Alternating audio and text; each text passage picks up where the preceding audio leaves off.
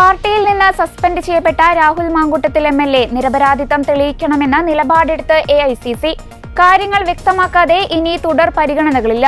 രാഹുലിൽ നിന്ന് തൃപ്തികരമായ വിശദീകരണം ഇനിയും കിട്ടിയിട്ടില്ലെന്നും നേതൃത്വം വ്യക്തമാക്കി. അതേസമയം തനിക്കെതിരെ ഉയർന്ന ആരോപണങ്ങൾക്ക് പിന്നിൽ ഗൂഢാലോചനയുണ്ടെന്നാണ് പാലക്കാട് എം.എൽ.എ. രാഹുൽ മാങ്കൂട്ടത്തിൽ കോൺഗ്രസ് നേതാക്കളെ അറിയിച്ചത്. ആരോപണങ്ങൾ രാഹുൽ തന്നെ വിശദീകരിക്കട്ടെയെന്നാണ് കോൺഗ്രസ് നേതൃത്വത്തിന്റെ നിലപാട്. എന്നാൽ രാഹുലിനെതിരെ ഉയർന്ന ആരോപണങ്ങളിൽ നിലവിൽ പാർട്ടി അന്വേഷണം ഇല്ലെന്നുള്ള സൂചനകളും പുറത്തുവരുന്നുണ്ട്. ലൈംഗിക ആരോപണങ്ങൾ നേരിടുന്ന പാലക്കാട് എം.എൽ.എ. രാഹുൽ മാങ്കൂട്ടത്തിലിനെ ഇന്നലെ പാർട്ടിയുടെ പ്രാഥമിക അംഗത്വത്തിൽ നിന്ന് കോൺഗ്രസ് സസ്പെൻഡ് ചെയ്തിരുന്നു.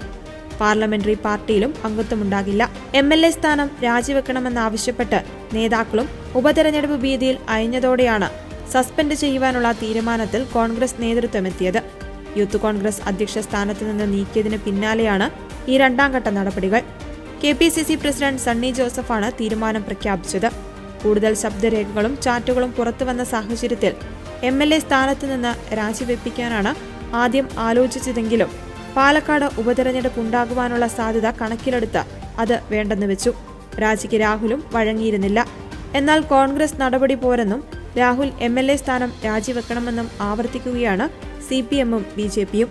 ഉപതെരഞ്ഞെടുപ്പ് പേടിയില്ലെന്ന് പുറത്തു പറയുമ്പോഴും പാലക്കാട് ഉപതെരഞ്ഞെടുപ്പുണ്ടായാൽ BJP നേട്ടമുണ്ടാക്കുമോ എന്ന ആശങ്ക CPM-നുമുണ്ട്.